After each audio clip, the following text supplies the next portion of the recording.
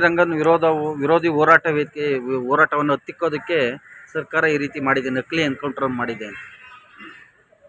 ನಾನು ನಿನ್ನೆ ಕೂಡ ಕ್ಲಾರಿಫೈ ಮಾಡಿದ್ದೇನೆ, ಇದು ನಕಲಿ ಎನ್ಕೌಂಟರ್ ಅಲ್ಲ. ಕಳೆದ 20 ವರ್ಷದಿಂದ ಏನು ವಿಕ್ರಮ್ ಗೌಡನ ಆ್ಯಕ್ಟಿವಿಟಿಗಳನ್ನು ಮಾನಿಟರ್ ಮಾಡಿದ್ದಾರೆ. ಅವರು ಯಾವ್ಯಾವ ರೀತಿಯಲ್ಲಿ ಪ್ರತಿಭಟನೆಗಳನ್ನು ಮಾಡ್ತಾಯಿದ್ರು,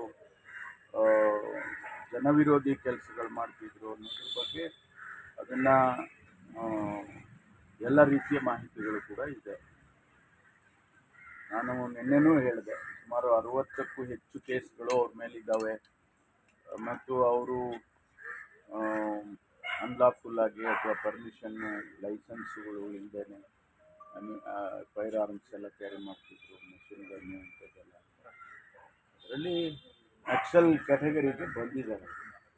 ಹಾಗಾಗಿ ನಕ್ಸಲ್ಲು ನಿಗ್ರಹ ಮಾಡೋದಕ್ಕೇನೆ ರಾಜ್ಯದಲ್ಲಿ ಮತ್ತು ಬೇರೆ ಬೇರೆ ರಾಜ್ಯದಲ್ಲೂ ಕೂಡ ಅದಕ್ಕಾಗಿ ಒಂದು ಫೋರ್ಸನ್ನೇ ಕ್ರಿಯೇಟ್ ಮಾಡಿದೆ. ಒರಿಸ್ಸಾದಲ್ಲಿರ್ಬೋದು, ಕೇರಳದಲ್ಲಿರ್ಬೋದು, ನಮ್ಮ ರಾಜ್ಯದಲ್ಲಿರ್ಬೋದು, ನಕ್ಸಲ್ ಆ್ಯಂಟಿ ನಕ್ಸಲ್ ಫೋರ್ಸ್ ಅಂತಲೇ ಕ್ರಿಯೇಟ್ ಮಾಡಿದೆ. ಅದಕ್ಕಾಗಿ ಈ ಘಟನೆಗಳು ನಡೆದಿದೆ ವಿನ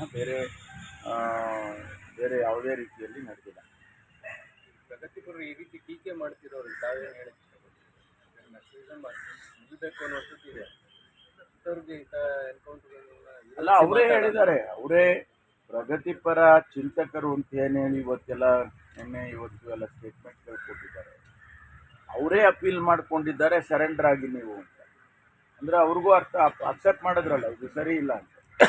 ಅವರೇ ಅಕ್ಸೆಪ್ಟ್ ಮಾಡ್ಕೊಂಡಿದ್ದಾರೆ, ಇದು ಸರಿ ಇಲ್ಲ, ನೀವು ಸರೆಂಡರ್ ಆಗಿ ಪ್ರತಿಭಟನೆ ಮತ್ತೊಂದು ಮಾಡೋದಕ್ಕೆ ಯಾರು ತಕರಾರಿಲ್ಲಪ್ಪ, ನೀವು ನ್ಯಾಯಯುತವಾಗಿ ಪ್ರತಿಭಟನೆ ಬಂದು ಸಮಾಜದಲ್ಲಿ ಮಾಡಿ, ನೀವು ಈ ನಕ್ಸಲಿಸಮ್ ಅನ್ನೋದಕ್ಕೆ ನೀವು ಸೇರಬೇಡಿ ಅಂತ ಅವರೇ ಅಪೀಲ್ ಮಾಡ್ಕೊಂಡಿದ್ದಾರೆ. ಹಾಗಾಗಿ ನಾನು ಅವರಿಗೆ ಮನವಿ ಮಾಡೋದಿಷ್ಟೇ, ಅವರನ್ನು ಯಾರು ಈಗ ಇನ್ನೂ ನಕ್ಸಲರಾಗಿ ಇದ್ದಾರೆ ಅವರಿಗೆ ಮುಖ್ಯವಾಹಿನಿಗೆ ತರೋದಕ್ಕೆ ತಮ್ಮ ಪ್ರಯತ್ನ ಕೂಡ ಭಾಳ ಸೀರಿಯಸ್ ಆಗಿ ಮಾಡಿ ಅಂತೇಳಿ ನಾನು ಕೇಳ್ತೇನೆ. ಯಾಕೆಂದರೆ ಹಿಂದೆ ನಮ್ಮ ಜಿಲ್ಲೆಯಲ್ಲಿ ಆಂಧ್ರ ಬಾರ್ಡರ್ನಲ್ಲಿ ಪೀಪಲ್ಸ್ ವಾರ್ ಗ್ರೂಪ್ ಅಂತ PWDG ಅಂತ ಹೇಳಿ ಒಂದು ಗ್ರೂಪ್ ಇತ್ತು.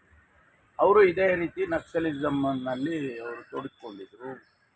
ಯಾರು ಜನರು ಅನುಕೂಲಸ್ಥರಿದ್ದಾರೆ ಅವ್ರ ಹತ್ರ ಹೋಗಿ ಹಣ ಕೇಳೋದು, ಅವರ ಜಮೀನಿಗೆ ಹೋಗಿ ಬೇಲಿ ಹಾಕೋದು, ಬಡವರಿಗೆ ಕೊಡೋದು, ಈ ಥರ ಎಲ್ಲ ಮಾಡ್ತಾಯಿದ್ರು. ಅದು ಮಿತಿ ಮೀರಿ ಪೊಲೀಸ್ನವ್ರನ್ನ ಕೊಲ್ಲೋದು, ಪಾವಗಡದಲ್ಲಿ ಸುಮಾರು ಜನ ಕೊಂದುಬಿಟ್ರು. ಆ ಸಂದರ್ಭದಲ್ಲಿ ನಾವೆಲ್ಲ ಅಪೀಲ್ ಮಾಡಿಕೊಂಡು ಅದೆಲ್ಲ ಅಂತ ಭಾಳ ಜನ ಸರೆಂಡರ್ ವೆಂಕಟಮ್ಮನಹಳ್ಳಿ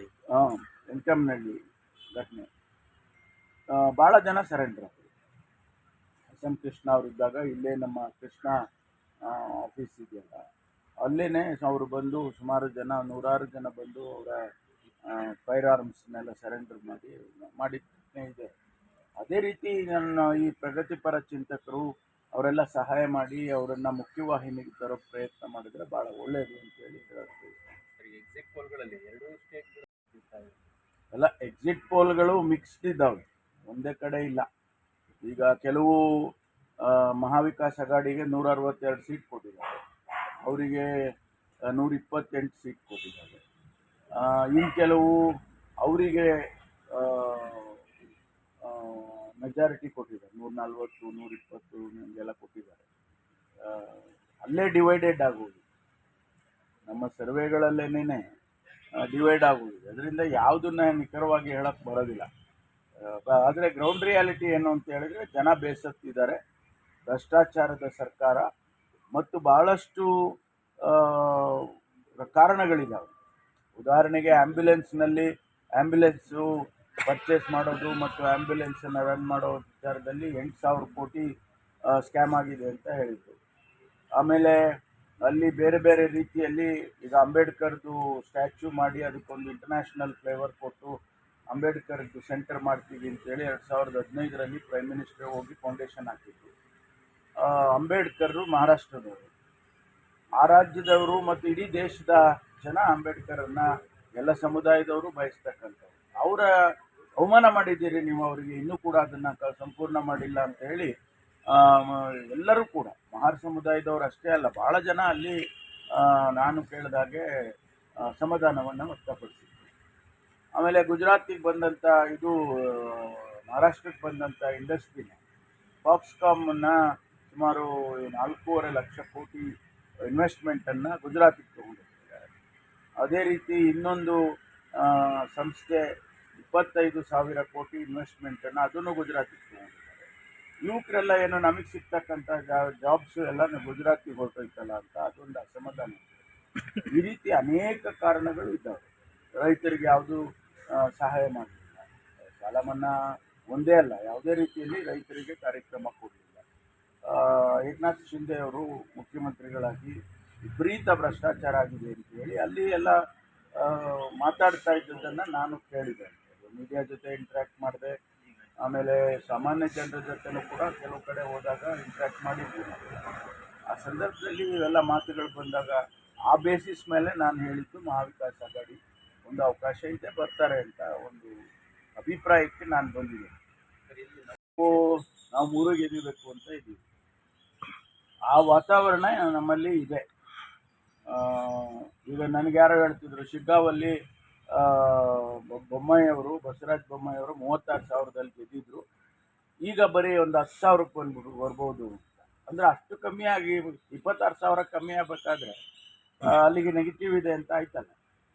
ಅದರಿಂದ 26,000 ಏನು ಇನ್ನೂ 10,000 ಜಾಸ್ತಿ ಇಟ್ಕೊಂಡ್ರೆ 36,000 ಒಳಗೆ ಬರ್ಬೋದು. ಸೊ ಹಾಗಾದರೆ ಆ ಸೀಟು ಕೂಡ ಗೆದಿಬೋದು ಅಂತ. ಅದಕ್ಕೆ ನಾನು ಹೇಳಿದ್ದು 3 ಸೀಟ್ ನಾವು ಗೆಲ್ತೀವಿ. ಸಿಎಂ ಒಂದು ಇನ್ಸ್ಟ್ರಕ್ಷನ್ಸ್ ಕೊಟ್ಟಿದ್ದಾರೆ ರೇಷನ್ ಕಾರ್ಡ್ ವಿಚಾರದಲ್ಲಿ. ಸರ್ಕಾರಿ ನೌಕರರು ಮತ್ತು ಯಾರು ಇನ್ಕಮ್ ಟ್ಯಾಕ್ಸ್ ಫೈಲ್ ಮಾಡಿದ್ರೆ ಅವ್ರದ್ದು ಮಾತ್ರ ಕಾರ್ಡ್ ರದ್ದು ಮಾಡಿ, ಬೇರೆ ಯಾವುದೋ ರದ್ದು ಮಾಡಬೇಡಿ. ಯಾಕಂದರೆ ಇದು ಜನಸಾಮಾನ್ಯರು ಎಲ್ಲ ಅರ್ಹರಿರೋದು ಕೂಡ ರದ್ದಾಗ್ತಾ ಇರೋದು ಭಾಳ ಟೀಕೆ ಗುರಿಯಾಗ್ತಾ ಇದೆ ಸರ್ಕಾರಕ್ಕೆ. ನೋಡಿ, ಇವತ್ತು ಮಾಧ್ಯಮದಲ್ಲಿ ನೀವು ಗಮನಿಸಿದ್ದೀರಿ ಅಂದ್ಕೊಂಡಿದ್ದೀರಿ, ಇಡೀ ದೇಶದಲ್ಲಿ ಕೇಂದ್ರ ಸರ್ಕಾರನೇ 5.8 ಕೋಟಿ ಕಾರ್ಡ್ಗಳನ್ನು ರದ್ದು ಮಾಡಿದೆ. ಯಾವ ನೈತಿಕತೆಯಿಂದ ಭಾರತೀಯ ಜನತಾ ಪಾರ್ಟಿಯವರು ಇದನ್ನೊಂದು ಇಶ್ಯೂ ಆಗಿ ನಮಗೆ ಹೇಳ್ತಾ ಇದ್ದಾರೆ ಗೊತ್ತಿಲ್ಲ. ನಾವು ಯಾವುದೂ ಕಾನೂನು ಬಾಹಿರವಾಗಿ ಮಾಡಿಲ್ಲ. ಇನ್ಕಮ್ ಟ್ಯಾಕ್ಸ್ ಕಟ್ಟೋರಿಗೆ BPL ಕಾರ್ಡ್ ಕೊಡಬೇಕಾ, ಅದು ಪ್ರಶ್ನೆ. ನೀವು ಸರ್ಕಾರಿ ನೌಕರರಿದ್ದೀರಿ, ನಿಮಗೆ BPL ಕಾರ್ಡ್ ಕೊಡಬೇಕಾ, ಇದು ಪ್ರಶ್ನೆ. ಆ ರೀತಿ ಮಾನದಂಡಗಳನ್ನು ನಾವು ಇವತ್ತು ಹೊಸದಾಗಿ ನಾವು ಮಾಡಿಲ್ಲ. ನಮ್ಮ ಸರ್ಕಾರ ಬಂದ ಮೇಲೆ ಈ ಮಾನದಂಡ ಮಾಡಿರೋದಲ್ಲ, ಮೊದಲಿನಿಂದನೂ ಇದೆ. ಕೇಂದ್ರ ಸರ್ಕಾರದ ಮಾನದಂಡಗಳಿದ್ದಾವೆ. ಆ ಮಾನದಂಡದ ಚೌಕಟ್ಟಿನಲ್ಲಿ ಯಾರು ಬರೋದಿಲ್ಲ ಅದನ್ನು ತೆಗೆದಿದ್ದಾರೆ.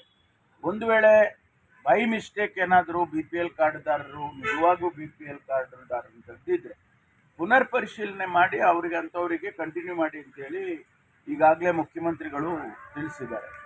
ಅದನ್ನು ಮಾಡ್ತಾರೆ, ಇಲಾಖೆಯವರು ಅದು ಮಾಡ್ತಾರೆ. ಹಾಗಾಗಿ ಇವತ್ತು ನ್ಯಾಯಯುತವಾಗಿ ಯಾರಿಗೆ BPL ಸಿಗಬೇಕೋ ಆ BPLನ್ನು ಕೊಡೋದ್ರಲ್ಲಿ ಸರ್ಕಾರ ಯಾವುದೇ ತಪ್ಪು ಮಾಡೋದಿಲ್ಲ.